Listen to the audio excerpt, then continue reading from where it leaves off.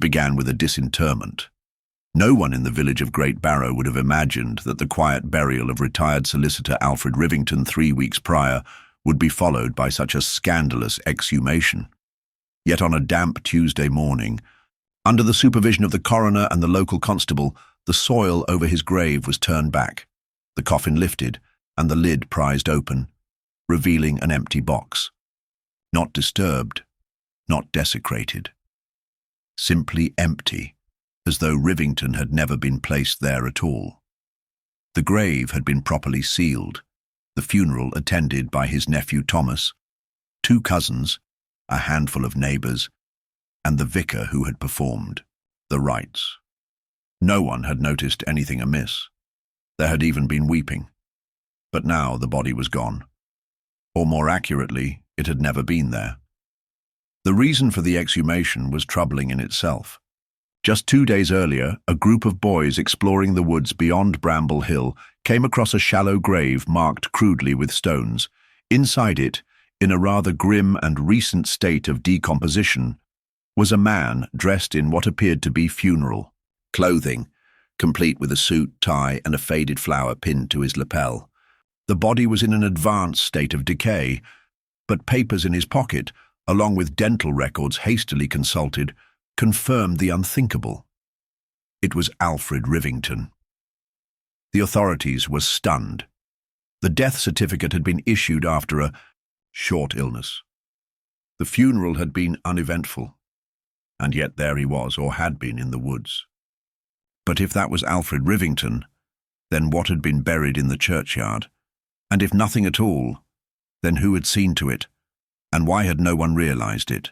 Miss Marple, who had known Alfred since the early 1930s, when he helped settle a legal matter for her cousin, heard the news from Mrs. Merriweather at the tea shop the very same afternoon.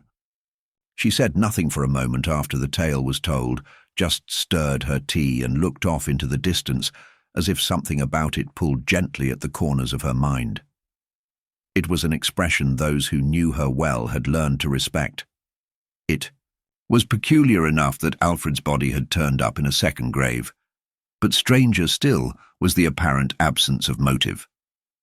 The man had retired quietly, had no known enemies, and had left his modest estate to his only living relative, his nephew Thomas. Thomas had handled all funeral arrangements without incident. Yet there was something too tidy about it. Miss Marple noted how the body had only been found because of children stumbling across it. Otherwise, no one might have ever questioned the original burial. That implied the entire deception, if it could be called that, was not only deliberate, but meant to be hidden indefinitely. Someone had wanted Alfred's death to appear perfectly normal, to the point of staging a funeral, but they had never buried him where they claimed. They had buried him elsewhere, and poorly. The police, baffled and under pressure, focused on locating who might have helped transport the body. The local undertaker, Mr. Blackwell, was questioned repeatedly. He was adamant that he had placed Rivington's body in the coffin, seen it closed and sealed by his assistant, Walter Edge. Walter was harder to track down. He had taken 2 days off unexpectedly and had not returned. That alone raised eyebrows. But further inquiries revealed Walter had recently come into a bit of money, a few £100s deposited into his account from a source he couldn't explain. There was no sign of forced entry at Alfred's home. No theft. No indications of poisoning, at least not at first. But Miss Marple, on one of her quiet walks, paid a visit to Alfred's house on the pretext of delivering flowers, something she often did for the sick and the elderly. Thomas was there, ostensibly to settle affairs. She noticed the curtains in the study had been drawn for weeks, leaving a musty scent, and the wastepaper bin had been emptied, save for a single torn envelope. It had a return address, Harrogate Trust, and no stamp. Likely hand-delivered. Miss Marple made a note of it. She had known someone connected to that trust once, Mabel Finch, a woman of excitable temperament and a memory like a sieve. But she had been a secretary there before her retirement. What troubled Miss Marple more than anything was the timeline. Alfred had supposedly died in bed, alone, and been pronounced dead by the local physician. But that doctor, Dr. Luton, had only returned from holiday a day after the supposed death and had signed off on the certificate without seeing the body, based on a phone report by Thomas. That detail had been overlooked until now. It seemed increasingly likely that Alfred had never died in bed at all. He had been alive, perhaps drugged or coerced. And when he did die, whenever that was, it had been in those woods, buried hastily, sloppily, but not before a coffin had been buried in his name. The question was, why go to such lengths to stage his death and then bury him elsewhere? Why not just let the real funeral go ahead? It was Miss Marple, during one of her quiet discussions with Reverend Penbury, who first floated the idea. What if Alfred had found out something? Something dangerous enough that someone close to him, someone who would benefit from his absence, had to get rid of him without suspicion. And what if the false burial had only served to buy time? The clues didn't form a picture yet, but they pressed on her like threads hanging from a tightly woven jumper. All it would take was one tug. She just had to find the right one. And she suspected that someone very close to the funeral, had chosen to bury Alfred Rivington twice, once in a lie, and once quietly in the woods.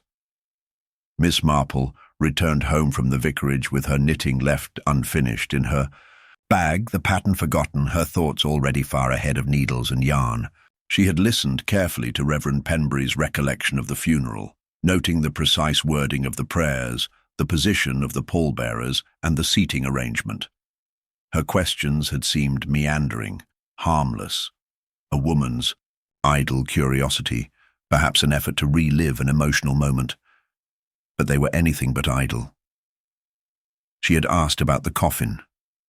Was it closed when brought into the church? Who had nailed it shut? Had anyone seen the body one last time before? The lid was sealed. Penbury, earnest and unsuspecting, had admitted that no one had asked to view the body during the service. The undertaker had arrived with the coffin already sealed. The assumption, natural and unchallenged, was that Alfred lay peacefully within. Later, that afternoon, Miss Marple made her way through the high street and paused outside the faded glass of Brackett & Sons funeral services. The door chimed as she stepped in, and a flustered Mr. Brackett appeared from the back, smoothing his waistcoat. He had been answering police questions all morning and looked uneasy when Miss Marple mentioned the name Rivington. She didn't press. Instead, she admired a floral wreath and remarked how difficult it must be to find reliable help these days. Brackett's reaction was telling. He hesitated, then muttered something about how Walter Edge had always seemed a quiet lad. Not the sort to vanish without a word, but there had been that one day, the morning of the funeral, when Walter had turned up early, taken the keys, and insisted on preparing the coffin himself. Miss Marple asked gently if Mr. Brackett had verified the contents afterward. Brackett looked slightly defensive. "I had no reason to doubt him," he said. Walter knew the procedure, and time was tight. That, she noted, was precisely what someone hoping to avoid scrutiny might rely on. She left the funeral parlor with more questions than answers, but also a faint sense that someone had relied too heavily on assumptions. It was the kind of overconfidence that often unraveled the most careful plans. The next day, the coroner received the full autopsy report on the body found in the woods. Cause of death was suffocation. No trauma, no poison, just soil in the lungs. Alfred Rivington had been buried alive.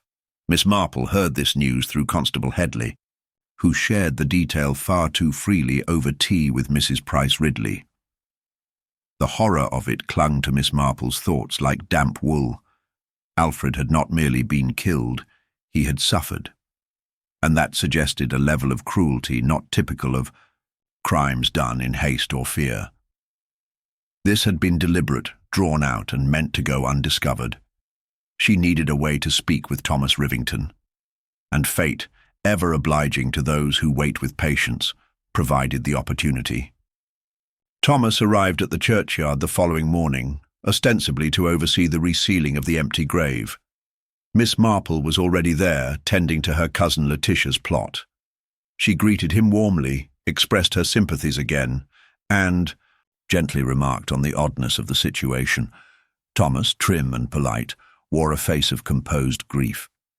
"It's like something out of a dreadful novel," he said. "We were told he passed quietly. Now this." But his voice lacked conviction. It was studied, as though he'd rehearsed the words in front of a mirror. Miss Marple observed him closely as he knelt to place a wreath near the headstone, white roses, slightly too fresh, with no visible wilting at the edges. A detail too perfect, too considered. She asked whether Alfred had any business left unfinished. "He retired fully, I believe." Thomas gave a soft chuckle. He was bored to death. Spent his days organizing stamps and reading the Telegraph. "And you managed the paperwork after his passing?" "Of course. Uncle left everything in order. I simply carried out his instructions." She nodded thoughtfully, noting a slight pause before the word simply. That pause meant something. After Thomas left, she inspected the grave herself. A workman nearby had carelessly left behind a half-used spool of twine on the edge of the plot, but something else caught her eye.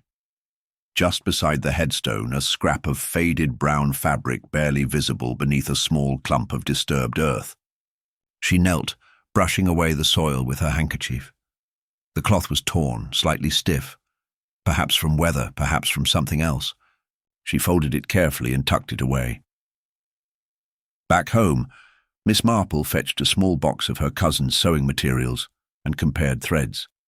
The brown scrap matched a fabric used in a type of undertaker's shroud, not common in Great Barrow, but she had seen something like it before. It wasn't conclusive, but it suggested the real burial, Alfred's true interment in the woods, might have involved someone with access to funeral materials. She turned next to Mabel Finch, her friend, from the Harrogate Trust. A brief phone call confirmed that Alfred had indeed visited the trust offices weeks before his supposed death. He had been reviewing the terms of a secondary annuity, a quiet pension left by a client long deceased. Curiously, he'd insisted it remain untouched for another month, saying he would arrange a final instruction soon. That instruction never came. Miss Marple then paid an unannounced visit to Walter Edge's sister, who lived on the edge of town. The woman, pale and anxious, confessed that Walter had written to her, saying he'd been caught up in something he hadn't wanted to be part of. He was afraid, she said, that if he stayed, they'd do to him what they did to the old man. She'd thought it melodrama. Now she wasn't sure. The letter had come postmarked from Brighton. Miss Marple sat at her writing desk that evening, piecing together her thoughts. A man buried alive, a funeral without a body, an undertaker's assistant gone missing, with money he couldn't explain, a nephew with too calm a voice, and a pension Alfred had hesitated to touch. Perhaps knowing something about it would provoke danger. She didn't know the full answer yet. But something about the roses gnawed at her. White roses in full bloom, brought to a grave where no one lay, placed by a man with a borrowed grief. Someone had gone to extraordinary lengths to fake a death. The real question now was, what exactly did Alfred Rivington know that had made it worth the risk? Miss Marple's next step was to pay a visit to those whose accounts had been quietly accepted without further scrutiny. The police, absorbed in verifying dates and chasing leads about Walter Edge's whereabouts, had failed to return to the simple but revealing tool of truth-telling, listening. In Miss Marple's experience, people told you everything if you let them speak long enough. The trick was not in hearing what they said, but in noticing the edges where their stories frayed. She began with Mrs. Clara Foyle, Alfred Rivington's housekeeper of 12 years. Clara lived in a small flat over the greengrocer's shop and greeted Miss Marple with a mild smile and a cup of tea, her hands never quite still. "Mr. Rivington was a gentleman through and through," she said, eyes darting toward the window. "Bit quiet, you know. After his brother died, he kept to himself even more." Miss Marple gently asked what she'd done on the morning of Alfred's death. "I found him in bed," Clara said at once. "Peaceful he looked. I called Mr. Thomas." "Straight away, but you didn't call the doctor?" I thought Mr. Thomas would handle it," she replied, a little too quickly. "He always said he would if anything ever happened." "And the night before?" Clara hesitated, brushing crumbs off her apron, though there were none. "He'd taken his usual walk after supper. Came back around 8. I brought him tea and shortbread. He was quiet, but well enough." Miss Marple sipped her tea in silence, watching the woman. "And was the front door locked that night?" "Oh, yes, always. Mr. Rivington was particular about that." Miss Marple made no comment. If Alfred had come back from his walk and been fine at 8, then somehow he had died during the night without disturbance, and no one, not even the neighbors in the adjoining house, had heard or seen a doctor arrive. That bothered her. More importantly, Clara seemed rehearsed, as if she'd gone over her version of events so often she had stripped it of natural detail. She moved next to Thomas Rivington, who was still residing in Alfred's house under the pretext of settling matters. He welcomed Miss Marple in with studied graciousness and asked if she had heard any updates from the police. "Only bits from Mrs. Price Ridley," she replied mildly. "She said they suspect foul play." Thomas frowned, clearly uncomfortable. "It's all terribly upsetting." "I don't know what more I can tell them." Miss Marple leaned forward. "You've done quite a lot already. Organising a funeral without a physician present, ensuring the coffin was sealed before the church service. That sort of initiative isn't common, you know." He smiled tightly. "I thought it would spare everyone distress. But it meant no one saw the body after your call to the doctor," she said. "Or before the burial." Thomas's composure cracked slightly. "Are you suggesting I lied?" "Not yet," Miss Marple said softly. "But I do wonder why a man would stage a proper funeral if there was no body in the coffin. Surely, if one intended foul play, a disappearance would be simpler." Thomas straightened. "You're implying I did something to my uncle. That's absurd." "Is it? He was found buried in the woods. And yet you stood by that grave in the churchyard as if you mourned him." "I did mourn him," Thomas snapped, then caught himself. "Look, I've nothing to hide. I did what I thought was right. I was the only family he had." Miss Marple stood. "Yes, the only one who stood to inherit. Good day, Mr. Rivington." She walked through the village with her mind piecing through the two statements. Clara claimed Alfred had come home at 8 and taken tea. Thomas claimed to have found him in bed and declared him dead by morning, bypassing the doctor. Clara had deferred to Thomas, and yet there was no proof Alfred had even been in that house after his evening walk. She went next to the vicarage, where young Elsie Drew, the verger's daughter, worked part-time cleaning pews. Miss Marple had often found children and young people to be the most observant, not in what they understood, but in what they noticed. Elsie remembered the day of the funeral vividly.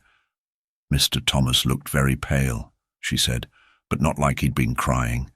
Just pale like he hadn't slept." "Did you see the undertaker that morning?" "Oh, yes. Mr. Blackwell and Walter. Edge came in with the coffin, but Walter left again before the service." Miss Marple's eyebrows lifted. "He didn't stay?" "No, miss. I saw him walk down toward the lane. Looked like he was carrying something in a sack. Thought it odd, but didn't say anything. That was something. Walter leaving the funeral early, carrying something. It might be nothing, but it might be the missing link." Miss Marple turned the detail over in her mind as she made her final visit for the day. Mr. Blackwell, though still uneasy, was more candid now that the pressure from the constables had lessened. Walter was twitchy all week, he confessed. Kept asking when the coffin was arriving, whether we'd use the heavy oak or the pine. Took the keys to the workshop the night before the funeral, claimed he wanted to polish the brass. But when I checked later, the bolts hadn't been polished at all. Miss Marple nodded slowly. And you never looked inside the coffin once he sealed it? I trusted the lad, Blackwell admitted. Foolish of me. Miss Marple didn't answer directly. She thanked him, said good evening, and returned home as the light dimmed and shadows stretched across the hedgerows. Back at her cottage, she wrote a few lines in her small notebook. Thomas had the motive and opportunity. Clara had the means to be complicit, even if through passive silence. Walter had the hands-on role and possibly guilt. But someone had panicked. The shallow grave was rushed. The roses on the empty grave were too fresh, and the sealed coffin, left unopened, was the perfect deception as long as no one ever checked. But someone had. Alfred had been buried alive, and that suggested the timeline was tighter than anyone had admitted. The contradictions were small, slight mismatches in time, tone, and tension, yet they hinted at a greater lie, straining beneath the surface of their shared deceit. Miss Marple folded her notebook and stared out the window. One of them had spoken too freely. One had held back just enough. She was close now. Not to the answer, but to the moment when the mask would slip and the truth would step forward wearing someone else's face. The morning mist had not yet lifted from the hedgerows when Miss Marple resumed her slow circuit through the lanes of Great Barrow, her walking stick tapping lightly against the cobbles, as if marking time to a tune only she could hear. The faces she passed offered polite greetings, but many avoided lingering too long. News had spread. Alfred Rivington had not died in his bed, but suffocated in a shallow grave, and whispers now laced every corner of the village like ivy on old stone. There was fear, too, not just of scandal, but of what it meant to live beside someone capable of orchestrating such an end. Miss Marple felt it in every stiff nod and every hurried step. What puzzled her most was not how Alfred had died. That was clear enough, but why? The crime had been elaborate, even theatrical, and yet careless in places. Why stage a funeral at all if the real body would be buried elsewhere? Why involve so many hands when fewer could have made for a cleaner act? There were too many people with partial truths, each revealing a glimpse of the whole without possessing it. What she needed now was to trace the tangle of motives, not just who had opportunity, but who had reason.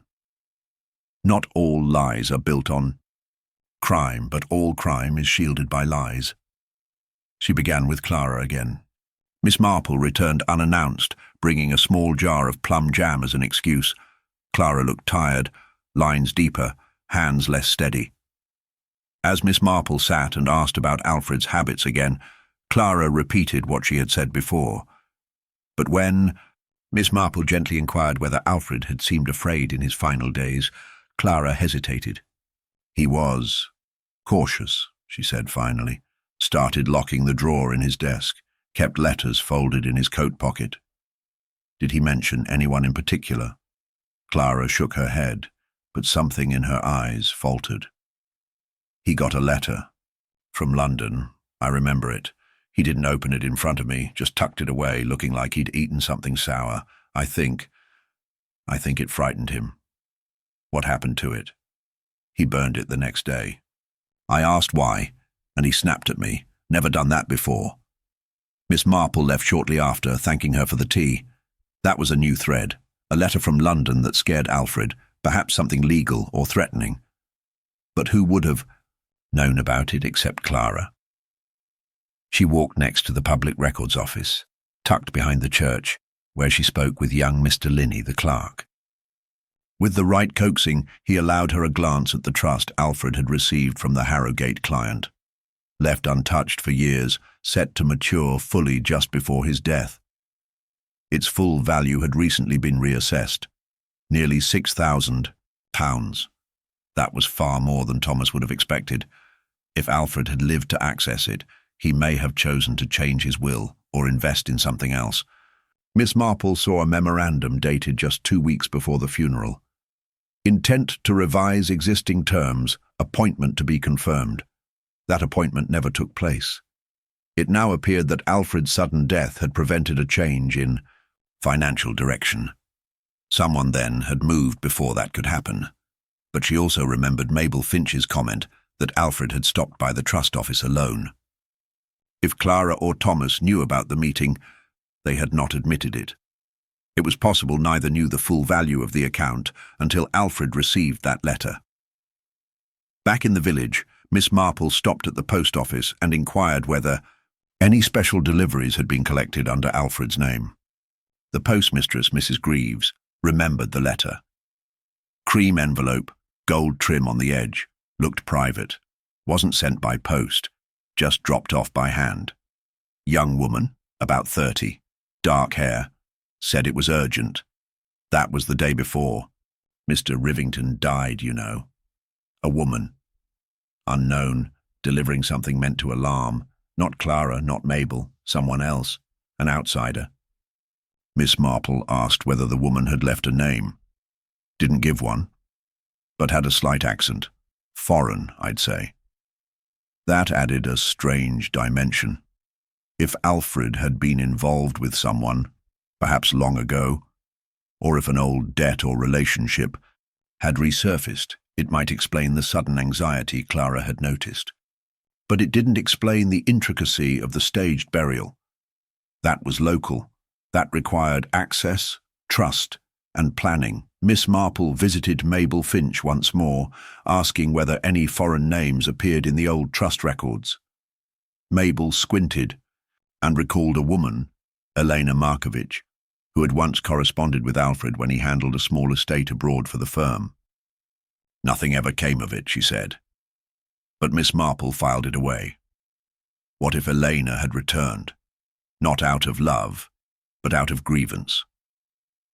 She next considered Walter Edge. The letter his sister received seemed not only fearful, but shameful. Caught. Up in something. She now suspected Walter had been promised a minor role, perhaps only helping with a substitution of the body, but realized too late what he'd become part of. The money in his account was likely a bribe. But he had fled, which meant he was frightened, not just of exposure, but of someone who might still be watching. Finally, she called once again on Thomas. This time she did not come with courtesy or soft pretext. She brought with her the memory of his uncle's eyes, closed in death, yes, but not at peace. "I've found something curious," she said calmly, seated in Alfred's study. "A reassessed annuity. A letter from a woman who frightened your uncle. A bribe paid to Walter Edge, and a man buried alive." Thomas tried to interrupt, but she raised her hand. "I also found Clara's loyalty, Mr. Rivington. It's thin, held together by routine and dread, not affection. You see, if Clara had truly believed you innocent, she'd have told me what was in that fire grate." Thomas stared at her. The corner of a cream envelope. Burnt, yes. But a woman like Clara sweeps with the diligence of habit. That she left it for me to find tells me more than her words ever did. Thomas stood slowly, his face pale again, but this time not from grief. "You've no proof." "No, not yet. But Walter is coming back. He's frightened enough to talk now. And the moment he does, you'll need more than denials." She rose. "There's always a motive, Mr. Rivington. Yours, I believe, was money, but you made it too complicated. A quiet death would have done. Instead, you involved too many, buried your uncle in fear, and left too many pieces behind." She stepped into the hall, her voice cool. "You buried him once for profit, then again in the woods, for silence. But the truth is already clawing through the soil." The next morning, the village of Great Barrow stirred with the first whiff of resolution. Word spread swiftly. Walter Edge had been found in Brighton, detained after trying to withdraw a suspicious amount of cash from his account under a false name. The newspapers had already begun printing cautious headlines. Undertaker's assistant held in Rivington murder case. The constabulary, eager for closure, paraded the news with puffed chests and formal statements, describing Walter as a key figure who had fled under suspicious circumstances and was now cooperating with investigators. For the villagers, it offered a kind of relief, a culprit finally, someone to blame, someone not local enough to grieve. Miss Marple stood by the window of her sitting room, her knitting untouched. She had no fondness for premature victories. She'd heard the inspector's voice over the phone, gruff and self-assured, explaining that Walter had confessed to sealing an empty coffin, having been paid off by the nephew, who was now being closely examined. That, it seemed, was enough for them. But for Miss Marple, the pattern did not yet make a whole. There were too many loose stitches, and she'd seen how unraveling one could alter the shape of the entire garment. She walked to the vicarage again, this time not to question but to observe. It was a service day, and the church was filled with the low hum of villagers filing in. Thomas Rivington sat in the second pew, composed and sombre, hands folded, a man either at peace or resolved to act a role. Clara sat farther back, thinner than before, her eyes sunken. Miss Marple scanned the rest of the congregation, ordinary faces, familiar movements. Yet something drew her eye to a figure at the far right, a woman she hadn't seen before, or perhaps hadn't noticed fully. Dark-haired, early 30s, plain but elegant in posture, with a slight edge of restlessness. When the service ended, the woman slipped out without speaking to anyone. Miss Marple left through the side door and took the long path toward the High Street, positioning herself near the War Memorial, where she could observe the corner by the post office. She didn't wait long. The woman reappeared, glanced over her shoulder, and turned into the lane where Alfred's house once stood quiet. That same house where Thomas now resided. She didn't knock at the door. She went around to the back. Miss Marple walked home with her thoughts swirling. It wasn't only that this woman matched the postmistress's description, it was the timing. If Thomas was under suspicion and Walter in custody, what need would there be for secret meetings? That evening, she visited Inspector Nettle, who greeted her with wary politeness. He considered the matter closed, or at least nearly so. Walter had admitted to assisting Thomas in the coffin switch. The motive was financial. Thomas would be charged, perhaps Clara too, in time. Miss Marple listened quietly before asking, "Did Walter describe where Alfred died?" The inspector frowned. "Said he wasn't there. He was paid to help seal the coffin and to dispose of Alfred's walking stick and spectacles. And he didn't mention the burial site?" "No. Claimed he never saw the body after the switch. He assumed it was taken care of." Miss Marple let that rest for a moment. "And Thomas? What's his story?" Still denying everything. "Claimed he didn't know the coffin was empty. Says Walter must have acted alone. Classic contradiction. One of them's lying, perhaps both. Or both are telling half the truth," Miss Marple murmured. "Inspector, may I ask, was there any sign of physical struggle in the woods where Alfred was found?" He looked surprised. "No. Why?" "Because Alfred was not a frail man, Inspector. To bury him alive without restraint suggests one thing: he went willingly. Or perhaps he never believed he would be buried." The inspector waved the thought off. "He was likely drugged." Miss Marple stood, or deceived, by someone who stood closer than either Thomas or Walter. She left without further argument. Back home, she reviewed her notes, spreading them like cards across the table. A woman, Elena Markovich, had visited the post office, frightened Alfred with a letter, and appeared again at church. A mysterious annuity, newly assessed, a bribe to a young assistant, a rushed and clumsy woodland grave, and now Walter taking the fall, while Thomas remained too calm for someone under pressure. She thought back to her early conversation with Clara. The woman had said Alfred was cautious in his final days. Not afraid of Thomas, but of someone else. And yet he hadn't run. Why? Because he was trying to negotiate. Miss Marple's eyes lingered on the name. Elena. If she had once corresponded with Alfred over estate matters, perhaps she had returned to claim something. But what if she had more than one reason? Revenge, money, an old grievance, or something buried not in the ground, but in history. The final thread snapped into place that evening when a letter arrived by special messenger. A simple envelope, unsigned, with no return address. Inside, a note in crisp, slanted handwriting. "You're looking in the wrong direction. Ask the woman who stood closest when the will was written." Miss Marple read it twice. Not Thomas, not Walter, but someone trusted. Someone who stood beside Alfred at his most private moment when arranging the disposition of his estate. She returned to Clara the next morning. The housekeeper opened the door, her expression hollow, resigned. Miss Marple said nothing at first. She merely entered and walked to the small desk by the kitchen wall. There, in a cracked frame, was a photograph, Alfred and a younger Clara, taken years ago. She picked it up, turned it over. On the back, faint pencil. "To Clara, always." "You loved him," Miss Marple said gently.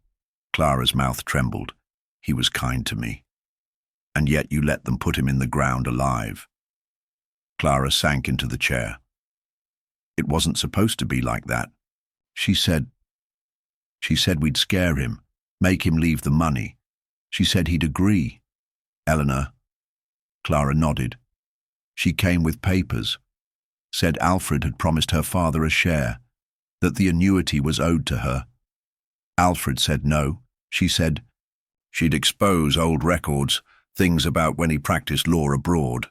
It would ruin him. So you agreed to help fake the death?" "He didn't trust Thomas. Thought he'd try to take the funds early. So I agreed with her. I thought we'd scare him into giving in. She promised it was just a trick. He'd be moved, then come back. But she changed the plan. She buried him alive." Clara looked away. "She told me he'd fainted, that it would be over quickly, but I heard him scream when she shoveled the last soil. I heard it from the trees." Miss Marple sat down beside her. "And you said nothing because you were afraid?" Clara nodded. Miss Marple stood slowly, her voice even. "Walter was a pawn. Thomas was greedy, but not the orchestrator. You were the bridge. But she was the architect." The false victory unraveled. While the village congratulated itself on a neat conclusion, the real threat had slipped through the back door, quietly erasing footprints and waiting for silence to settle before striking again.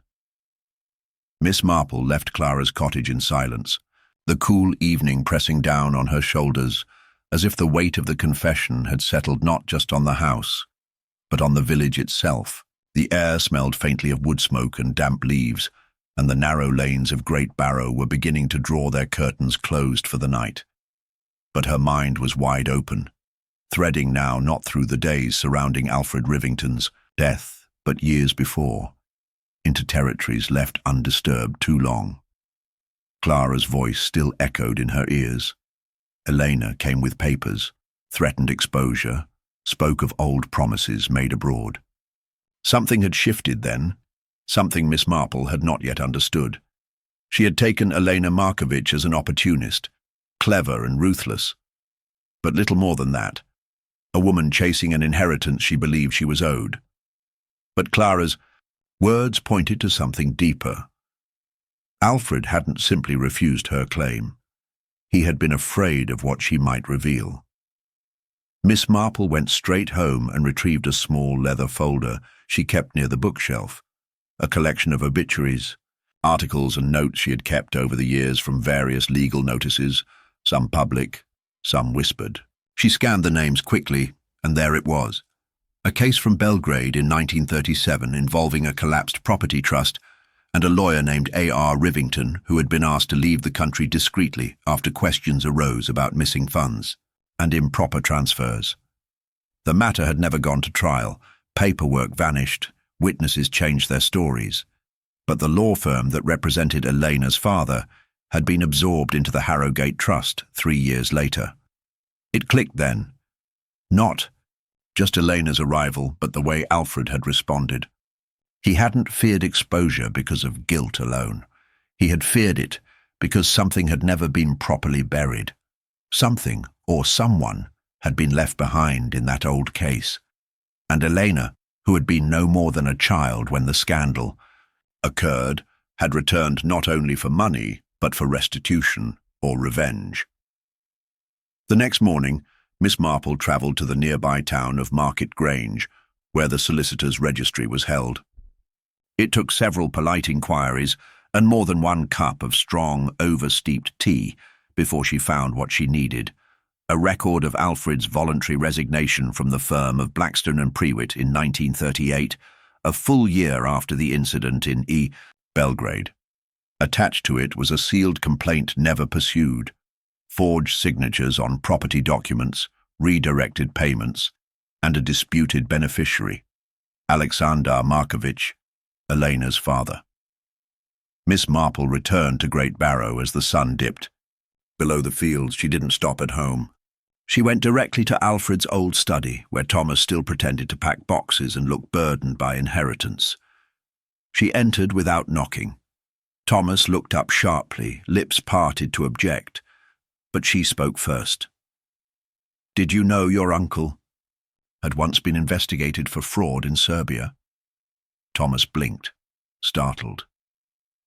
"What are you talking about?" "He left the country under pressure," she continued calmly. "There was a collapsed property trust. Elena's father lost everything. He died before Alfred could be tried. Your uncle never spoke of it, I imagine." Thomas looked uneasy.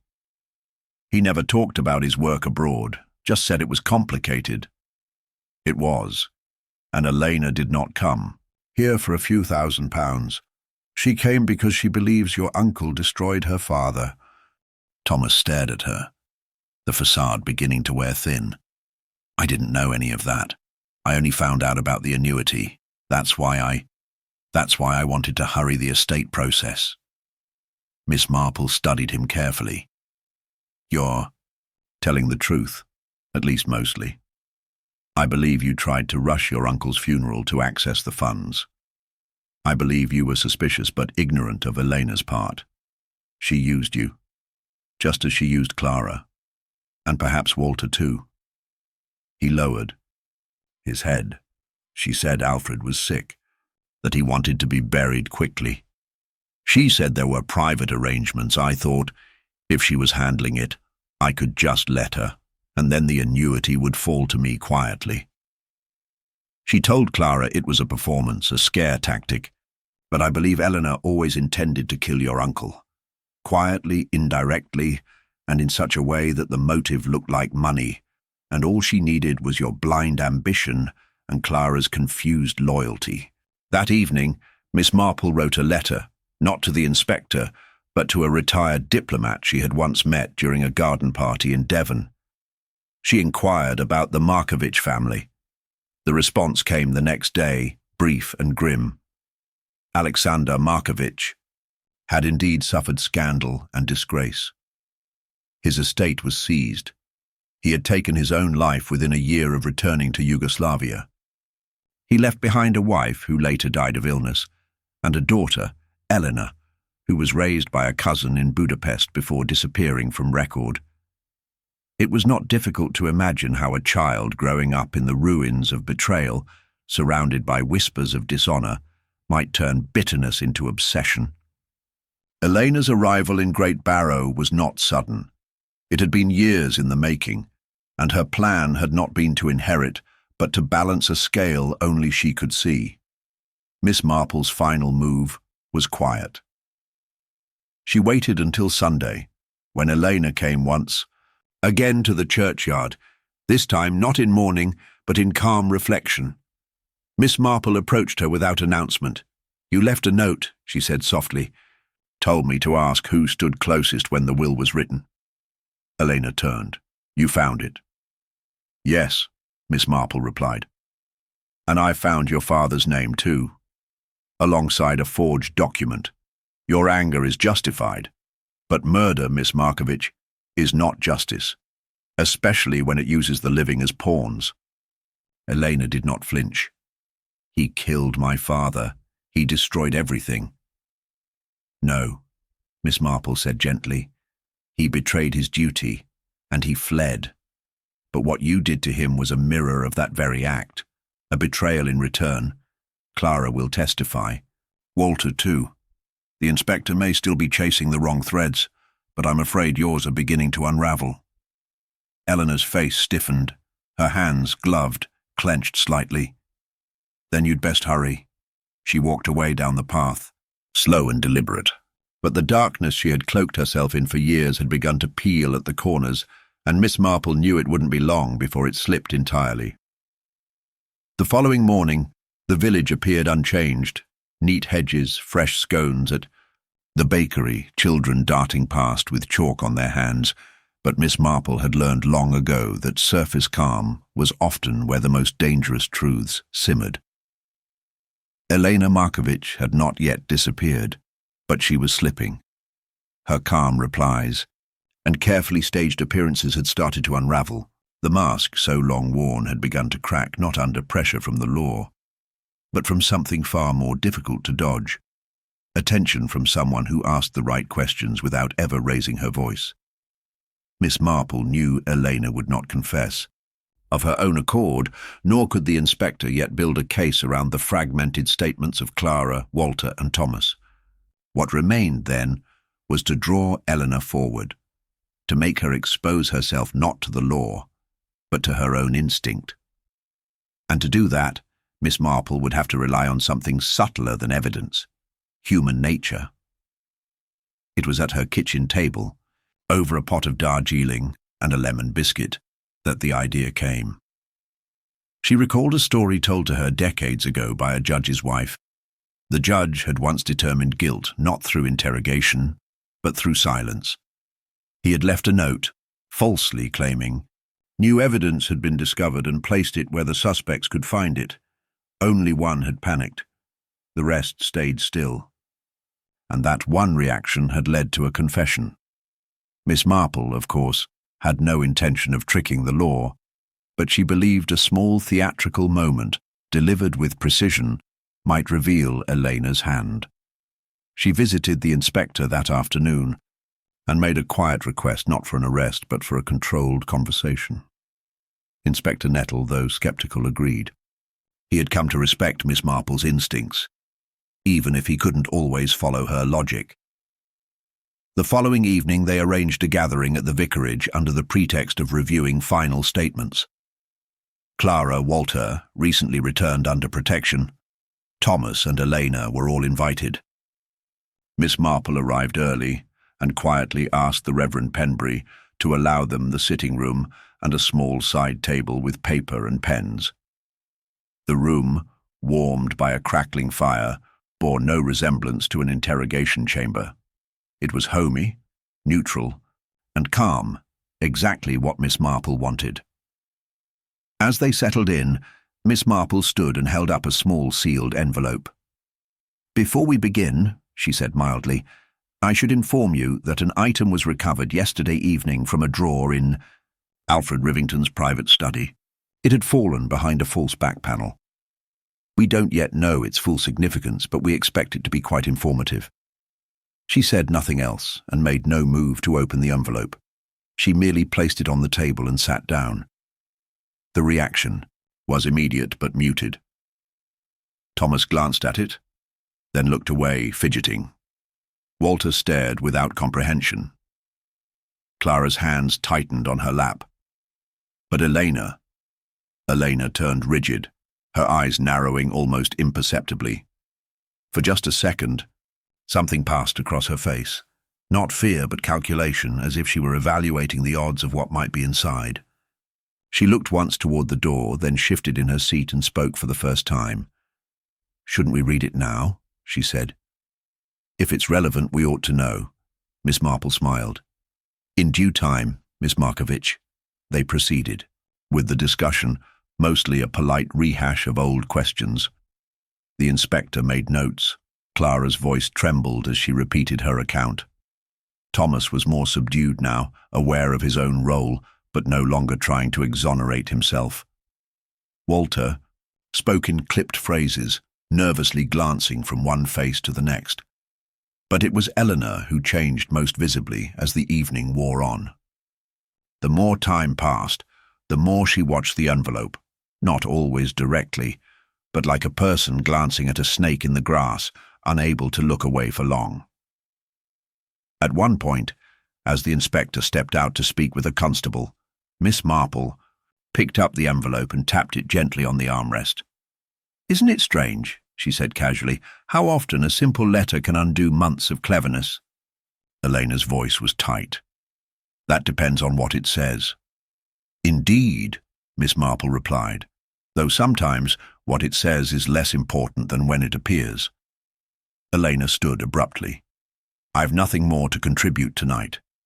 If the inspector requires me, he knows where to find me." "No doubt," Miss Marple said. Elena left the room, and Miss Marple waited a full minute before turning to the others. "There's nothing in the envelope, of course," she said quietly. "Just blank paper.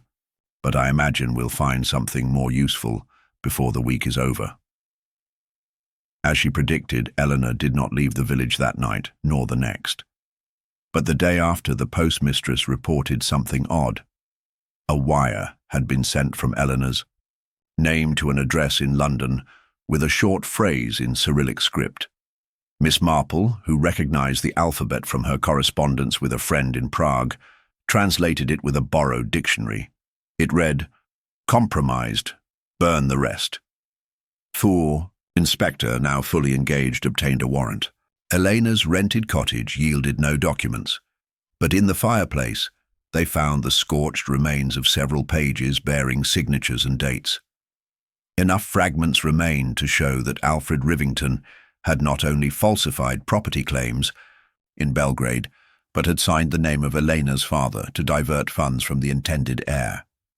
That heir, it turned out, was a woman, a cousin, who had died in poverty not 2 years later. Elena had lost her father, her inheritance, and her family name in one motion.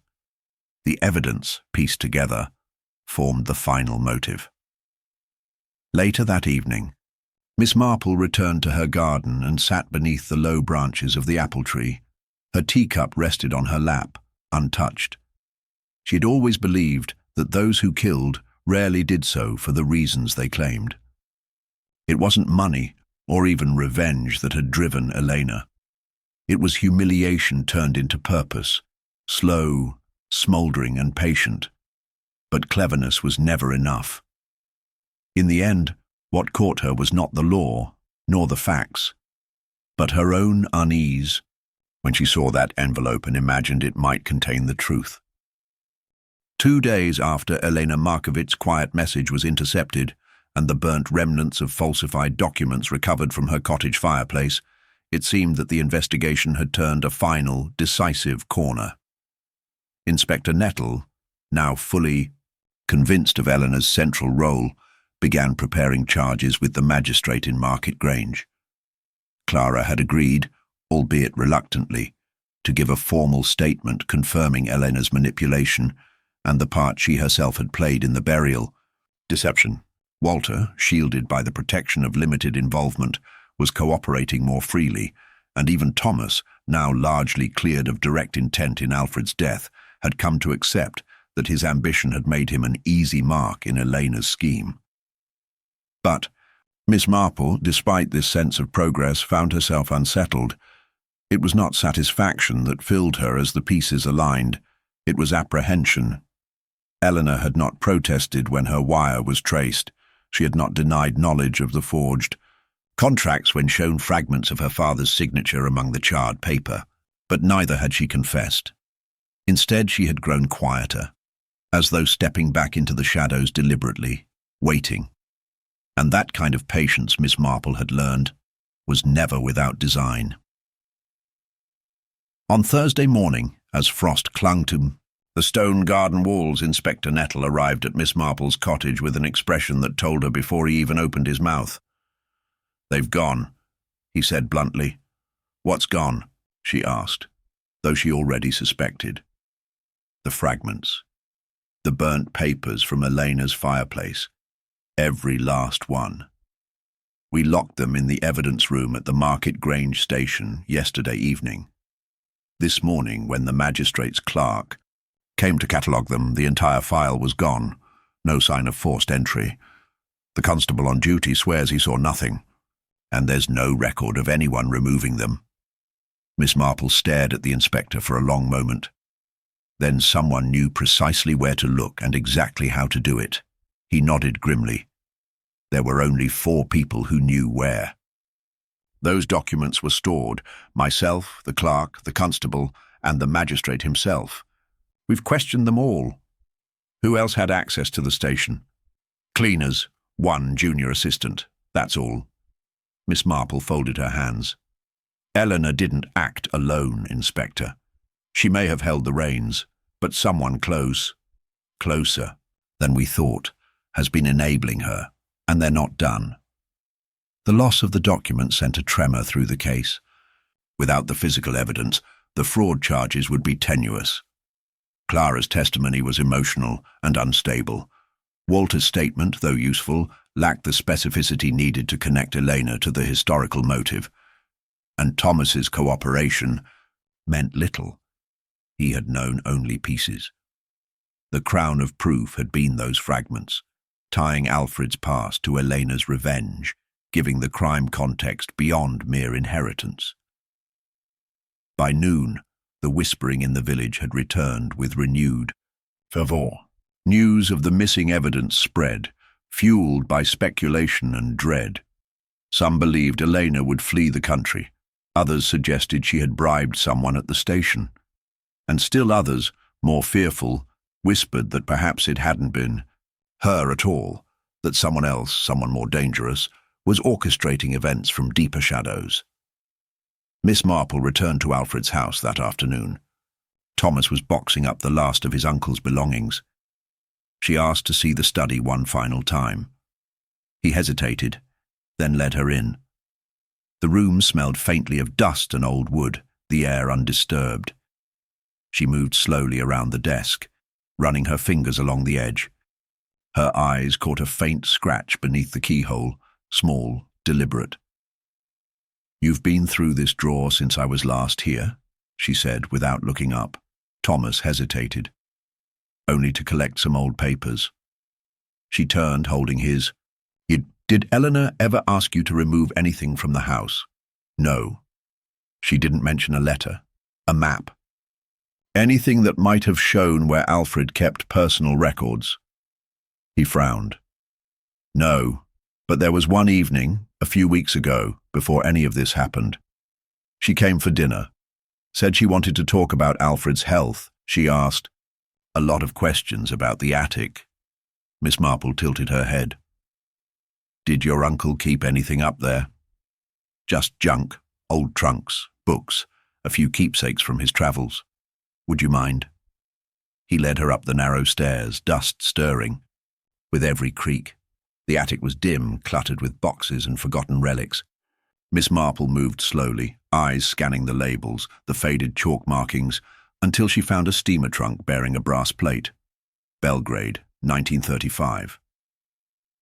Inside were letters, many in Serbian, some official documents, an expired passport, and a folder of correspondence marked personal. M. She opened it carefully. The letters were in English, addressed to Alfred from Elena's father, and they revealed something entirely new. Aleksandar Markovich had not just been a business associate, he had been a friend. The tone was warm, intimate. He thanked Alfred for helping secure land. He spoke of a plan to invest together. He even referred to a shared promise to care for Eleanor should anything happen to him. And in the final letter, dated weeks before the financial collapse, he wrote, "If anything should go wrong, I trust you will ensure Elena receives her share. I know the documents are in your name, but I believe in your honor." Miss Marple's breath caught.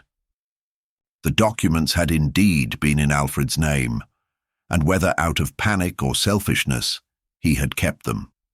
But the betrayal was not only legal, it was personal, and Eleanor had known. Not just that her father was ruined, but that a man he trusted had abandoned a vow. She took the letters and descended with care. That evening, she returned to the station with Inspector Nettle. Together they made a quiet plan. The next morning they summoned Elena once more. She entered calmly, dressed in grey, her hair pinned tightly back. When presented with the folder of letters, she showed no shock, only a pause. Then she looked up at Miss Marple, and something flickered behind her eyes. "So he kept them," she said softly. "Yes," Miss Marple replied. "He betrayed you and your father. But you didn't destroy the documents in the fireplace, did you?" Elena blinked. You had no reason to. They served your case. They justified everything. Someone else removed them. Someone who feared what they revealed." The inspector leaned forward. "We've started inquiries at the Harrogate Trust. There's a man, now a partner, who once worked under Alfred.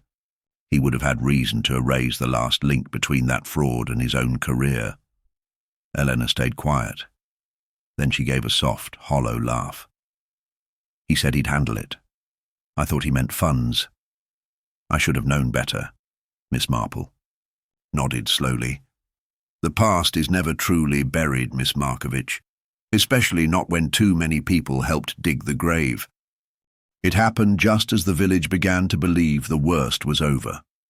With Elena quietly detained pending formal charges, Clara under protective watch, and the inspector now probing the Harrogate Trust's involvement in the disappearance of the evidence, a hush had fallen over Great Barrow, less relief than exhaustion. Even Miss Marple, though never idle, had permitted herself a brief return to her rose beds, the shears in her hand a temporary replacement for the burden of unspoken truths. But peace in a mystery, as she well knew, was rarely genuine. And it was shattered that Saturday evening with a knock on her door, urgent, breathless, and far too late in the day for social calls. Constable Headley stood in the fading light, his face pale, words tumbling. "It's Walter Edge, Miss Marple. He's missing. Not just gone, there's blood on the floor of his sister's kitchen. And the back windows smashed. No one saw a thing."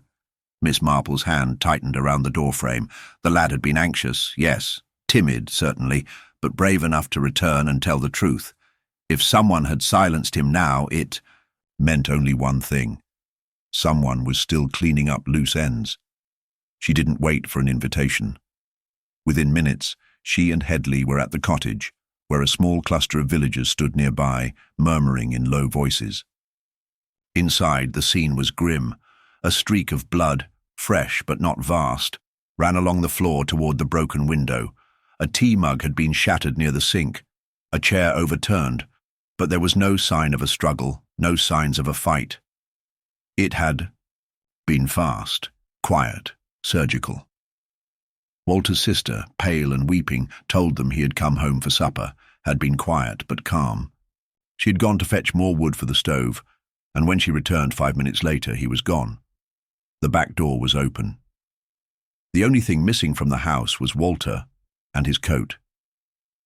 Miss Marple walked the room slowly, eyes passing over the shelf, the narrow table by the door, the small stack of correspondence tucked beside the radio. One envelope, partially torn open, caught her attention. It bore no return address, but had been stamped the day before in London. Inside was a single slip of paper, with only 4 words. "You said too much." It was clear now. the person responsible for the missing documents wasn't acting on Elena's orders alone or even primarily. Someone else had been involved from the start. Someone watching from a distance, waiting for others to take the fall while they remained untouched. And now, with Elena under lock and suspicion deepening around the trust, they had begun eliminating any link that might lead to them. Miss Marple returned to the inspector with a grim face and calm urgency. "You must place Thomas Rivington under protective guard," she said immediately. "And Clara, too." The inspector blinked. "You think they're next?" "Whoever orchestrated Walter's disappearance is removing all those who might be compelled to speak." Walter had been uncertain, but he had already testified. The person behind this, whoever in the trust benefited from Alfred's silence, won't stop now. Clara is vulnerable. And Thomas may know more than he realizes. They won't risk discovery. Even as she spoke, a uniformed sergeant entered with a message. Thomas Rivington had not returned to Alfred's house the night before, and his belongings were found half-packed. A neighbor claimed to have seen him leaving with a valise late in the evening. But no train station nearby reported his arrival. Miss Marple stood very still. "He's not fleeing, Inspector. He's being moved, or he's already been taken." The inspector stared at her. "Taken? But who would—" She cut him off. "Someone who needs silence. Thomas is impulsive, but not foolish. He wouldn't run with the law already turning in his favor. He must have been lured." The inspector looked to his constables. "Double the patrols.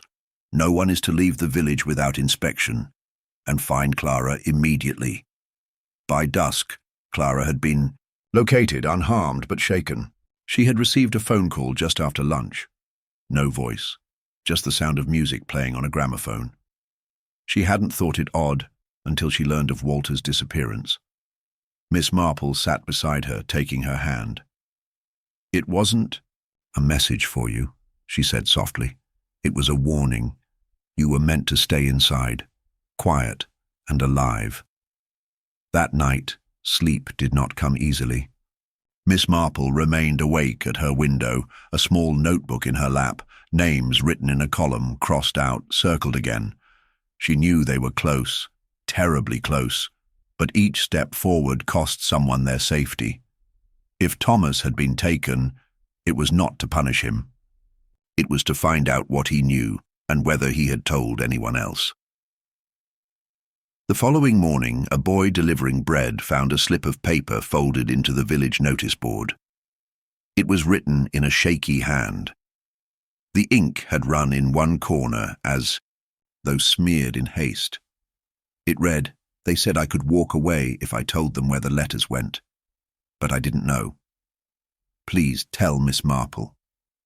I heard one of them mention a name. R.H. said he'd come himself if things got worse. Miss Marple read the note 3 times. The inspector stood beside her. "R.H.?" he asked. "Harrogate Trust," she said quietly. "Richard Hollingworth, senior partner, former protégé of Alfred's. If anyone had a reason to destroy those documents, to keep Eleanor's accusations from gaining traction, it would be him, especially if he'd built his career on Alfred's silence. But how? Would he be acting from London?" "With help," she said. "Someone here, a messenger, perhaps a clerk. Perhaps someone we've overlooked entirely." The game had shifted. This was no longer just about Alfred's murder. It was about an entire scaffolding of deceit, still standing. And now, people were being removed piece by piece, not to conceal the past, but to keep the future under control. Miss Marple's eyes remained on the slip of paper. The message was brief, frightened, and real. And if Thomas had risked leaving it, he might still be alive. But she knew with certainty, whoever R.H. was sending next would not leave survivors. Miss Marple kept the note folded in her palm as though its warmth might preserve the trace of Thomas's fear. The script was unsteady, clearly written in haste, but sincere. It confirmed what she had long suspected. Someone powerful was orchestrating the cover-up from beyond the village, and Richard Hollingworth of the Harrogate Trust had stepped from implication into action. Yet what caught Miss Marple's mind wasn't just the initials or the threat, but the quiet desperation in Thomas's final lines. He hadn't known where the letters had gone. That single uncertainty echoed oddly, and Miss Marple, who had always believed that solutions lived in the gaps rather than the facts, felt that something in that line had shifted the entire puzzle. She returned to her sitting room and sat in silence for nearly an hour, her eyes passing over the same pages of notes she'd compiled since Alfred's supposed funeral. Lists of dates, names, documents, oddities. There were many inconsistencies: Elena's sudden appearance, Clara's shifting account, Thomas's half-truths, but they had all led logically to the past. Fraud, betrayal, silence, revenge. But the future, the reason why Walter had vanished, why Thomas was now likely captive, still seemed unmoored. That was the part Miss Marple hadn't yet fit together, until she remembered the envelope, the one she had used in the vicarage, the decoy, blank on the inside. But it wasn't the contents that mattered. It was the way Elena had looked at it. Fixated, not merely worried but alarmed, as though she knew what it could be, not suspected, knew. And then Miss Marple remembered something else, something she'd nearly overlooked. When Thomas led her to the attic, he'd said Eleanor had asked questions about it weeks before, not about documents or boxes, but about the attic itself. Miss Marple rose and pulled on her coat. The inspector tried to stop her, warning that if Thomas's captors were still nearby, she was walking into danger. But she waved him off gently. This isn't the sort of villain who waits in shadows, with a knife. This is the kind who manipulates others to do their hiding. I only need to uncover what they buried. Alfred Rivington's attic was untouched since her last visit. She climbed the stairs, this time with a torch and gloves, and went directly to the trunk where she had found the letters, but instead of opening it again, she knelt beside it and examined the floorboards. One near the corner had a small split, just wide enough to suggest tampering. She pressed against it. It lifted with a reluctant creak. Inside the shallow recess was a cloth bundle, wrapped tightly and sealed with wax. She brought it downstairs, careful not to disturb the arrangement, and unwrapped it on the desk. What lay inside was neither shocking nor grand. A single sheet of paper, an amended version of Alfred's final will, signed, dated the morning before his supposed death. In it, he removed Thomas as sole heir and divided his estate equally between 3 people, Clara, Eleanor Markovich, and a 4th name, George Denham. Miss Marple froze. That was a name she hadn't encountered before. She scanned the village registry, her own copy dated but meticulously kept, and there he was, Denham George, a clerk registered at Harrogate Trust. Temporary residence listed 2 years ago. No forwarding address. But what stood out wasn't just his occupation or his disappearance. It was the coincidence that his registration had overlapped exactly with Alfred's final months of correspondence with the trust. She sent for Inspector Nettle immediately and had the will locked in the station's inner vault. "We've been chasing the crime," she told him, "but the real story is the inheritance. Alfred knew something was coming. He altered his will to preempt it, to control the damage. But the new heir, George Denham, was the lever Hollingworth didn't expect." The inspector frowned. Why would Alfred include a clerk? He must have known something. Perhaps he helped prepare the letters, saw the original transfers in Belgrade, or had threatened to expose what Hollingworth was, still hiding. Whatever the reason, Alfred wrote him into the will to ensure silence, or perhaps out of guilt. But once that document was sealed away, out of reach, Hollingworth had to act. And he used Eleanor? Miss Marple nodded slowly. To create noise. Distract us with grief and revenge while he orchestrated the destruction of the true threat. Anyone who could authenticate the revised will. Walter sealed the coffin. Clara misled us. Eleanor followed the pain of her father's ruin. But Denham vanished. And now Thomas has too. A constable entered just then, breathless. There's been a report. Someone matching Thomas Rivington's description was seen at the old Eastman Quarry Road, about 4 miles out. Looked injured. A man driving a lorry claimed he stumbled into the road and collapsed. He's been taken to the infirmary. Miss Marple and the inspector drove straight there. Thomas was pale, bruised and disoriented, but alive. His wrist was broken and there were signs of restraint. He had been kept somewhere dark, tied, but had managed to escape when his captor left him unattended. When he regained enough strength to speak, he confirmed what Miss Marple had already pieced together. There was someone else, he whispered. Not Eleanor. A man, quiet, wore gloves, didn't speak much. He kept asking where the will was. I didn't know. He didn't believe me. Miss Marple leaned close. Did he say his name? Thomas shook his head. But he had a scar, across the jaw, deep, like a cut. It was all she needed. The magistrate's office confirmed later that day, George Denham had a documented facial injury from a car accident in his early 20s. Miss Marple sat in the station long after dark, watching the fire flicker. The pattern had taken its time to appear, but now it was clear. Denham had remained hidden, a ghost in Hollingworth's files, until Alfred's guilt forced him to the surface.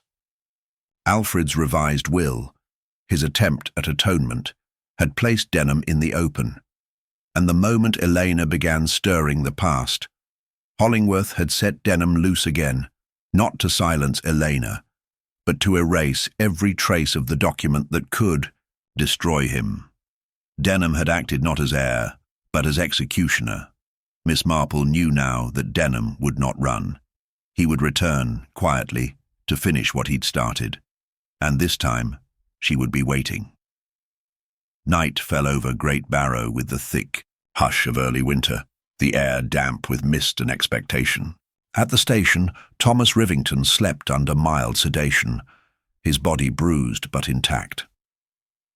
A constable sat outside his door, while Miss Marple remained near the hearth, her knitting untouched on her lap. The fire had burned low, and in its dim glow she turned over the final pieces of the puzzle, not with the satisfaction of triumph, but with the quiet heaviness of understanding. For all the plots and false leads, it wasn't the estate or even the betrayal that now held the centre of the mystery. It was Denham. And what she had yet to understand was why. She had traced the web of Hollingworth's corruption, Alfred's buried guilt, Elena's long-burning rage. But Denham had emerged only as a name in a forgotten registry, and then suddenly as a shadow wielding quiet violence, kidnapping Thomas, removing evidence, silencing Walter. He had acted with precision and purpose, but never for himself. Miss Marple had to ask what had driven him. The will named him an heir, yes, but he had tried to destroy it. Why erase the very thing that named him? The answer began, as so many did, with something offhand and half forgotten. When Miss Marple returned home after midnight, she reached for the smallest of her notebooks and opened a page marked simply, Clara, December. She had written down a detail she hadn't yet understood, a comment Clara had made during tea, weeks ago. Mr. Rivington always kept a photo of his late wife in his desk drawer. Never one for displays, but that photo never moved. Miss Marple hadn't given it much thought at the time. But Alfred had never mentioned a wife in his later years, and no one else in the village had spoken of her either. Miss Marple had assumed the woman had died decades ago, long before Clara arrived. She went back to the house in the early hours with permission from the inspector. The study was dark, the air stale, but the drawers were where she remembered them. In the back of the lowest one, tucked behind ledgers and letters, was a small silver frame. The photograph inside was old, edges curled, the black and white image soft with age. A woman with strong features, hair pinned back neatly, stood by a garden hedge, and Miss Marple stared at her face for a long moment because it wasn't unfamiliar. She'd seen those eyes before, the shape of the brow, the expression, not in the village, but in Elena. It wasn't the same person, but it was close. By morning, with the inspector beside her, Miss Marple had the rest confirmed. The photograph was of Lisbeth Markovich, Alexander's younger sister. She had married Alfred in 1927 during his years abroad. Their union had been brief, secret, and dissolved after a scandal. Alfred had returned to England. Lisbeth had stayed behind. There were no children listed. But there had been one. George Denham was not a clerk chosen at random or out of guilt. He was Alfred's son, and Denham had known the truth his entire life. The inspector sat back in his chair, stunned. He's been erasing his own father's sins, Miss Marple nodded slowly. Not to protect his name, but to control how he would be remembered. Denham didn't want inheritance. He didn't want the estate. He wanted the story buried, permanently. He believed Alfred abandoned his mother, ruined her brother, and then returned to England to live a respectable life, never acknowledging the wreckage he left behind. Denham wasn't acting out of greed. He was acting out of narrative. So, why not confront him? The inspector asked. Because Alfred never acknowledged him. The will was a token, perhaps guilt, perhaps an attempt to reach across the decades. But it wasn't enough. Denham didn't want recognition after death. He wanted erasure, if no one ever found the truth. If Elena was dismissed, if the past was burned, if even the will was gone, then Alfred Rivington would pass into memory as a quiet, dignified man, and Denham would be the one to decide who knew better. The inspector's face was grim. He's shaping history. Precisely, Miss Marple said. The real inheritance here wasn't property. It was the legacy. Denham made himself executioner of the truth, removing everyone who might speak it aloud. They issued warrants by noon. Denham's last known London address was empty, but a search revealed several alternate identities, multiple job applications under different names, and travel records that placed him in Great Barrow weeks before the murder. He had entered quietly, stayed hidden, and moved only when the pieces began to align against him. Now he was gone again. But this time, they had something he hadn't counted on, his own fingerprints, left on the edge of the newly recovered will. A mistake born not of haste, but of certainty. Denham had believed no one would look for it again. The inspector arranged for every outgoing vehicle and train to be searched. Still, Miss Marple felt that Denham wouldn't run far. He hadn't. Acted like a man desperate to escape. He had moved like someone who wanted to complete something unfinished. And then it struck her. She returned one last time to Alfred's house, accompanied by Clara. They stood in the attic again, and Miss Marple pointed not to the trunk or the floorboards, but to the far corner, a dusty chair, an old hat stand, and beside it, an oilcloth-bound journal. Clara blinked. That's Mr. Rivington's old sketchbook. He used to copy stamps in it. Said it helped him think. Miss Marple opened it and found the pages yellowed and curling, full of odd pencil drawings, buildings, hedgerows, postage, marks.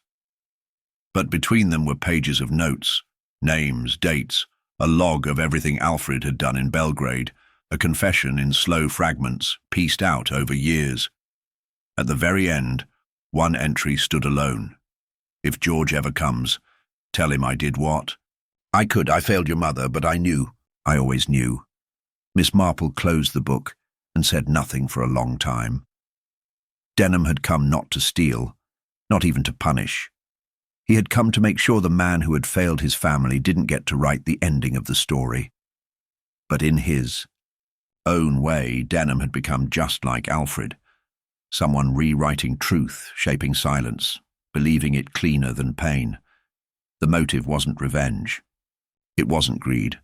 It was the need to decide how the past would be remembered, and who would get to forget it.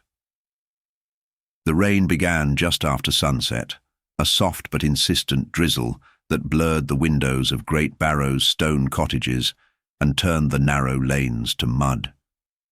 Miss Marple stood at her front window, the journal open on her writing desk, the final page staring back at her like a long-withheld truth finally spoken aloud. Alfred Rivington had not been innocent, but he had, at the very end, tried to unbury what he had spent a lifetime hiding. And Denham, his son, illegitimate, ignored, unacknowledged, had decided to seal that grave permanently. Now, with the truth laid bare, there remained only one thing: to bring him into the light. She had no doubt Denham was still in the village. He hadn't fled. He wouldn't. Men like him didn't run. They waited. And Denham wasn't finished. She believed, with quiet certainty, that he had returned to Alfred's house since his disappearance, perhaps more than once, slipping in through attic windows or the back lane under the cover of night, searching for documents, removing what might expose him. But now that the journal had been found, now that the past had truly risen, he would come again, and she would be waiting. With the inspector's blessing, the plan was set in motion. The Rivington house, though technically still part of the estate, was left quiet and unguarded save for a single constable posted 2 streets away out of sight. Miss Marple herself, no longer in need of subtlety, entered the house just after dark with a lantern and Clara at her side. She placed the journal on the desk in full view and settled into the chair by the hearth. A kettle warmed on the stove. The air smelled of old wood and soap. The stage was quiet. Clara was nervous, her hands trembling as she offered to stay, but Miss Marple shook her head. "Go home, dear. He won't harm me. He thinks I'm the ending he deserves." The door clicked shut behind her. Silence returned, and Miss Marple waited. It was just past midnight when she heard the latch lift. Quiet, smooth, not the clumsy rattle of someone trying to sneak in. Denham entered like a man returning to a place he had already claimed. He stepped into the study, dressed in a dark coat, his face calm, but his eyes sharp, and when he saw her seated by the hearth, he didn't startle. He merely looked at her, then at the desk. "You found it?" he said. "Yes," Miss Marple replied evenly. He wrote, "Your name, not as an heir, as a memory." Denham nodded slowly, walking to the window and glancing out into the street, then back to her.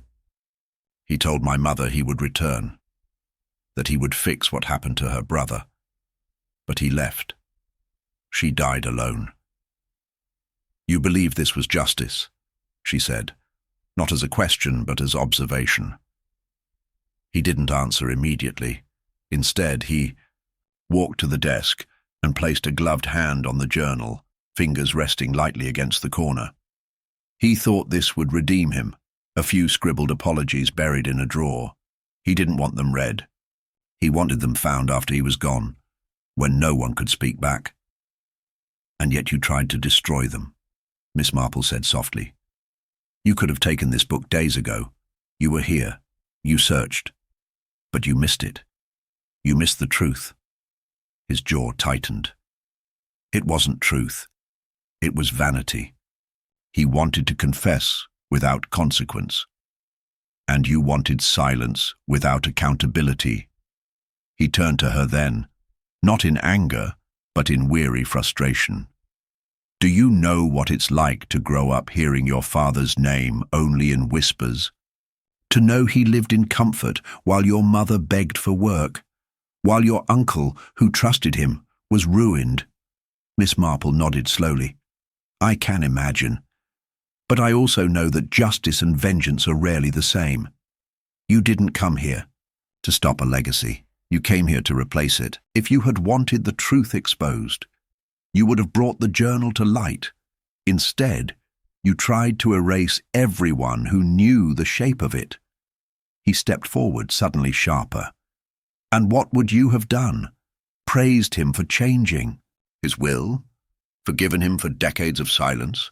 Allowed him to hand me crumbs as if that would make it right? Miss Marple met his gaze without flinching. I would have made certain your name was known, not as an inheritor, but as the man who was wronged, as the one who deserved better than to become the very thing that broke him. For the first time, Denham's expression shifted. Not guilt, not regret, but hesitation. He looked at the journal again. He had time. Years. He never came. And yet, Miss Marple said quietly, he left you this. Not money, not fame, a seat at the table, if only posthumously. You could have answered with dignity, but you chose to vanish behind gloves and silence. Outside, a step crunched against the gravel. Denham didn't turn. This is where it ends, then? Yes, Miss Marple replied, but not in the way you think. He glanced at her, waiting for the constables he now sensed had surrounded the house. And then he did something she didn't expect. He stepped back from the journal and lowered himself into the chair opposite hers. He removed his gloves and laid them on the table. I won't run. Miss Marple nodded. Good. There's been enough of that. When the inspector entered moments later, Denham rose without resistance. He was calm, resigned, almost relieved, as if the weight he had carried through years through secrecy had finally become too heavy to bear alone. Later, the inspector asked Miss Marple if she had been frightened. No, she said simply. The most dangerous man is not the one who acts in rage. It's the one who believes he is right. And with Denham's quiet arrest, the final stone settled. The journal was submitted into evidence. Eleanor, now understanding the full scope of her cousin's manipulation, chose not to defend herself further. Clara gave testimony and returned to quiet life. Walter, still shaken, left the village for good. Thomas, bruised but wiser, inherited what little remained. Great Barrow resumed its hush. The shadows in Alfred Rivington's home finally still. But Miss Marple knew the truth had not been buried. It had been reclaimed. And sometimes that was the only justice left to deliver. Winter. Light drifted gently through the leaded windows of Miss Marple's sitting room, the air inside calm and still. The news of George Denham's quiet confession had settled like a snowfall across the village, soft, muffling, oddly peaceful.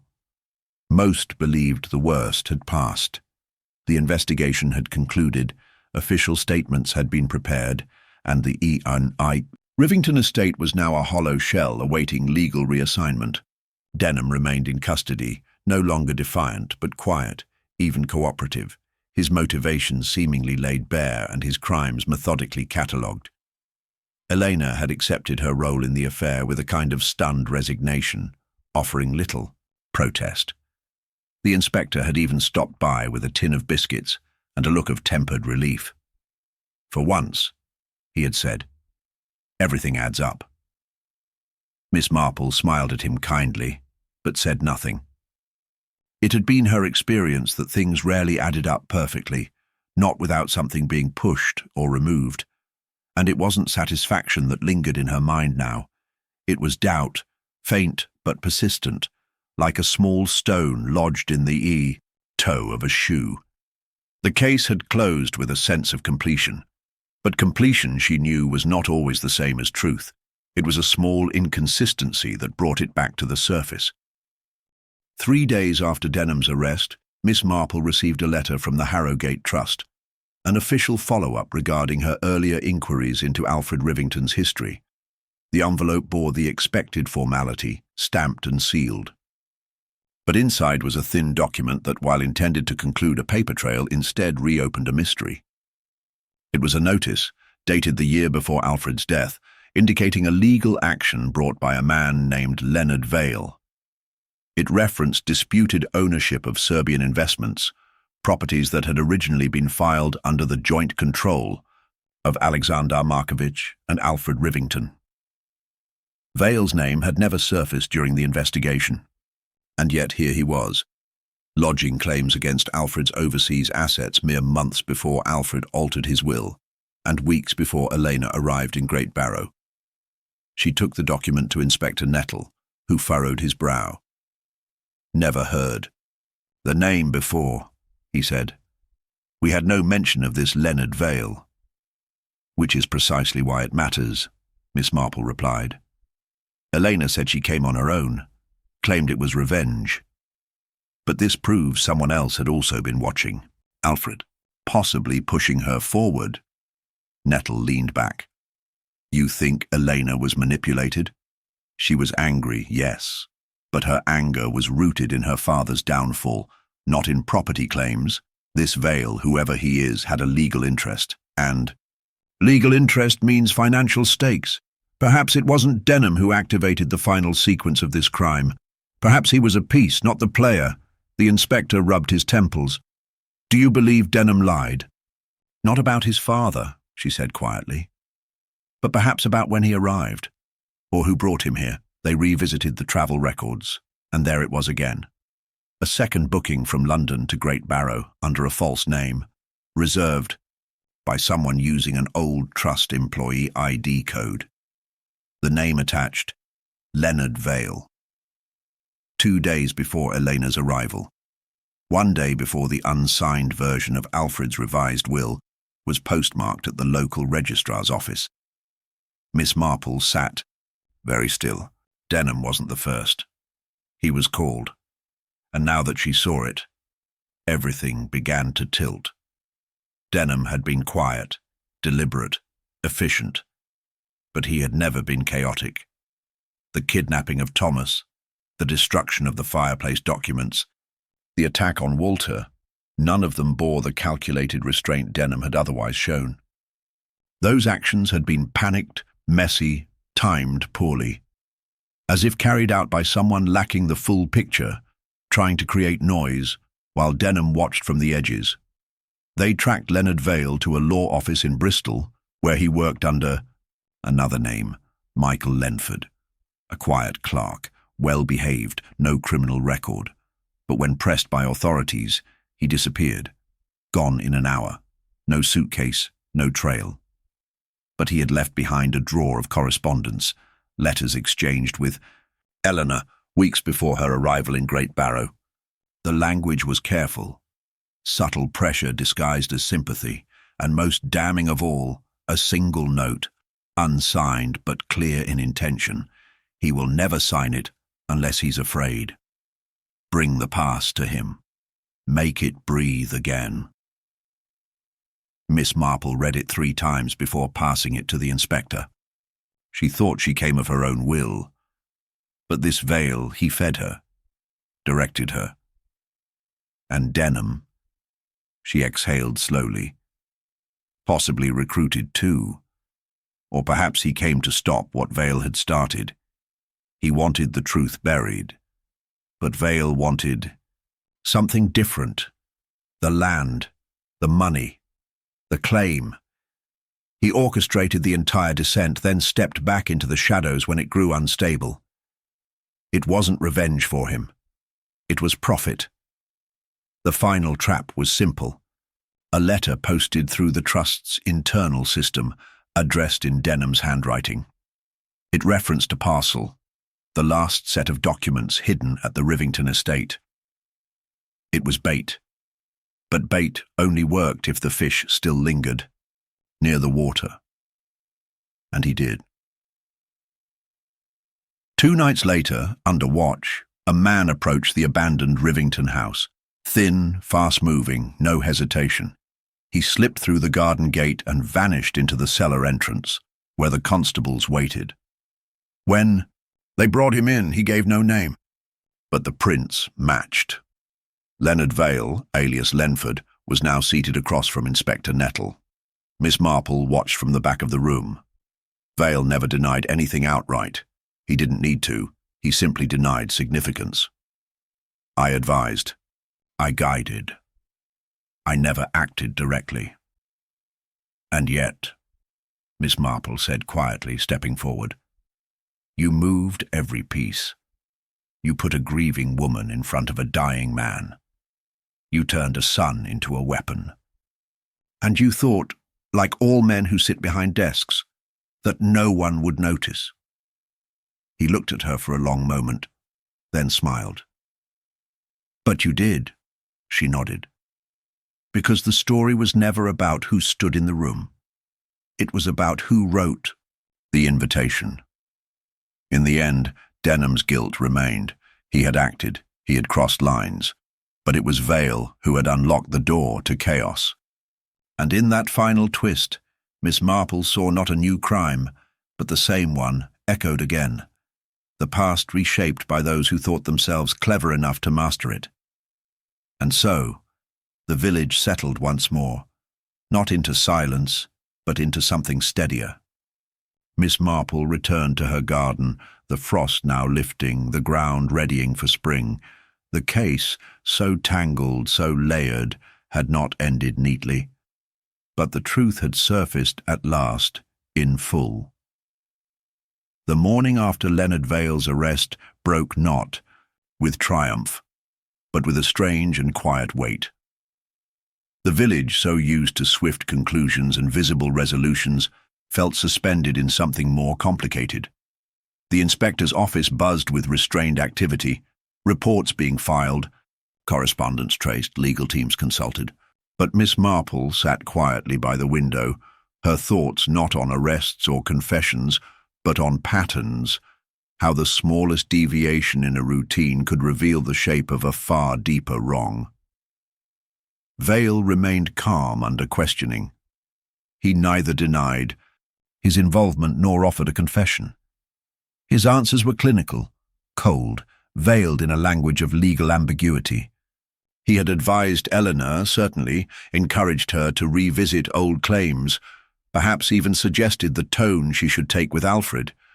But he had never touched the will, never paid Walter, never placed a hand on Thomas Rivington, no prints, no direct evidence. He was clean, at least in the eyes of the law. Denham, by contrast, had confessed. He admitted to removing the documents, detaining Thomas, intimidating Walter, and because he had acted on his own volition, with visible consequences, his fate was sealed. He would stand trial, his name would be printed. But Vale, who had lit the fuse and stood back, remained just out of reach. Miss Marple had seen this before. The instigators who hid behind others, the architects who sketched destruction, but never lifted the hammer. It was not that the law failed. It was that it often required a certain kind of evidence that such men were careful never to leave behind. Still, she understood that truth did not always arrive in the form of punishment.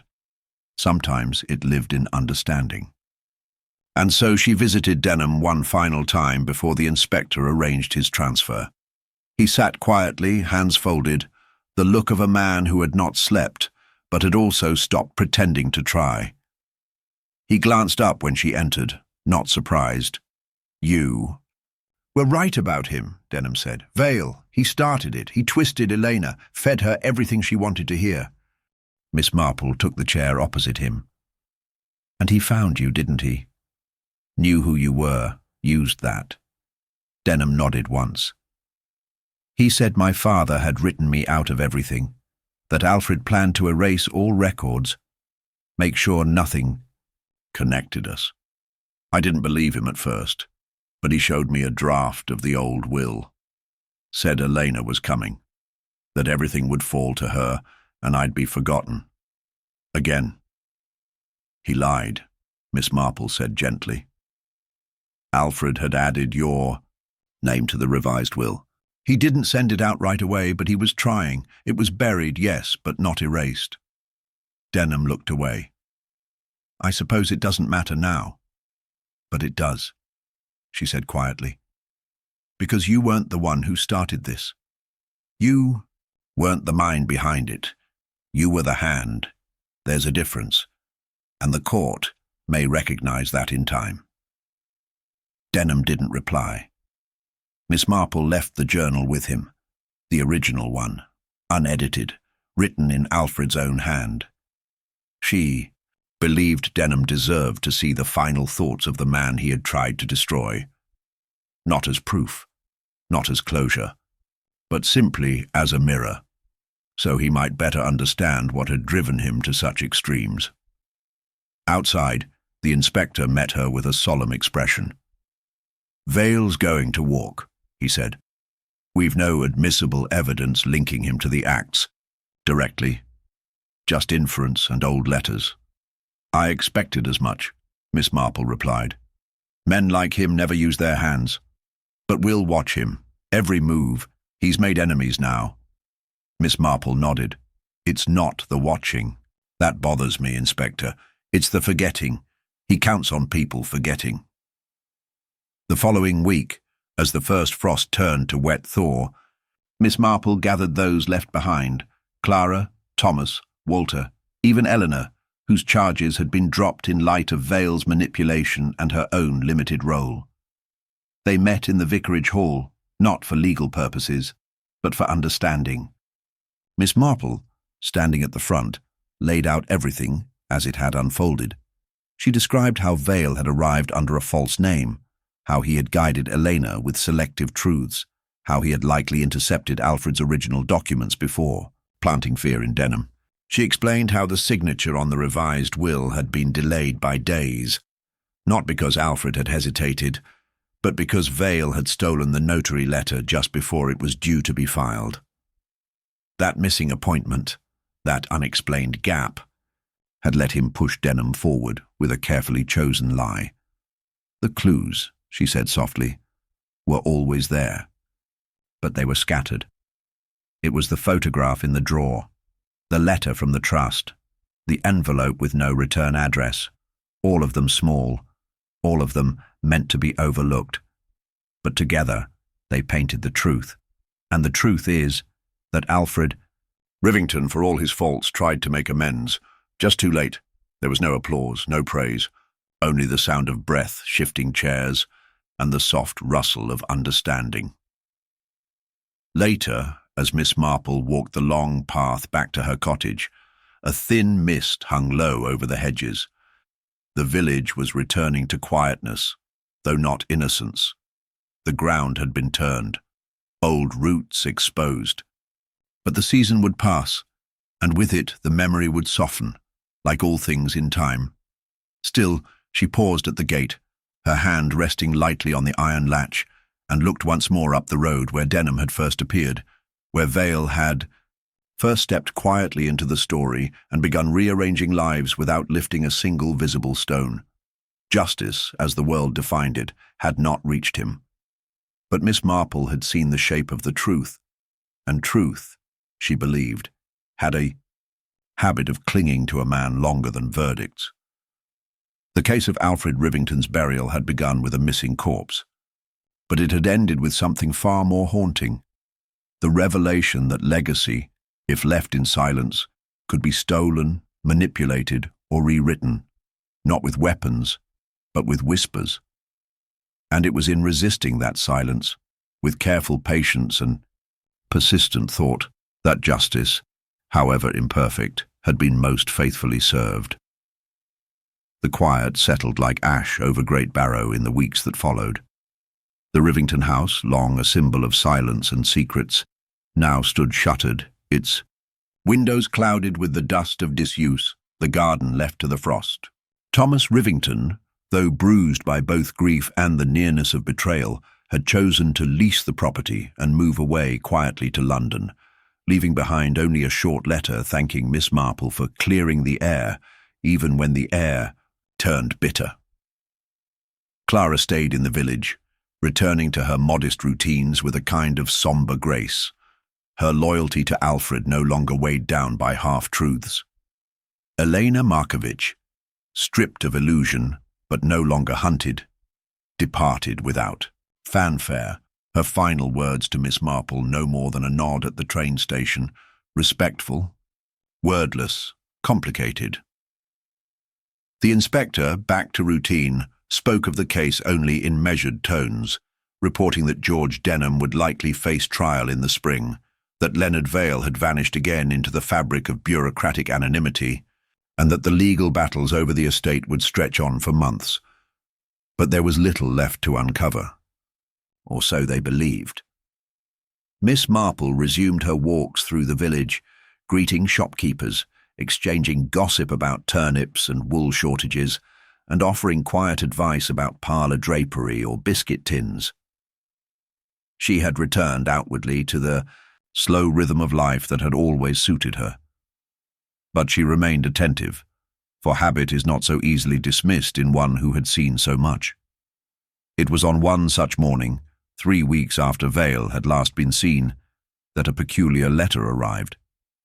No address, no return mark. Hand-delivered, folded once, cream paper with a thin gold trim, an elegant touch, but impersonal. Miss Marple read it 3 times before placing it down on the sideboard. The message read only, "The ledger was never found." And neither was the man with the gloves. The words were unsigned. She sat in her armchair, hands folded around the teacup she had not yet sipped. Outside, the village continued unaware. But the words clung, not because they startled her, but because they spoke to something she herself had quietly tried not to revisit. The ledger, Alfred Rivington's journal, had been found in the attic. His revised will had been recovered from beneath the floorboards, but one item had always remained conspicuously absent: the foreign investment ledger. A thick, leather-bound book Clara had once mentioned seeing on Alfred's desk in the weeks before his death. It had been part of the old Belgrade estate records, supposedly full of transaction logs, handwritten entries, notes in multiple languages. Miss Marple had assumed, reasonably, that Vale had destroyed it, or Denham, or perhaps Alfred himself. But the note suggested otherwise. And then, she thought, of something even stranger. Denham's gloves. She had seen them only once, placed carefully on the table during their final conversation. Black, clean, a little too well worn for a man who claimed to have just arrived. But she had said nothing. It hadn't seemed meaningful then. Gloves were ordinary, except they weren't.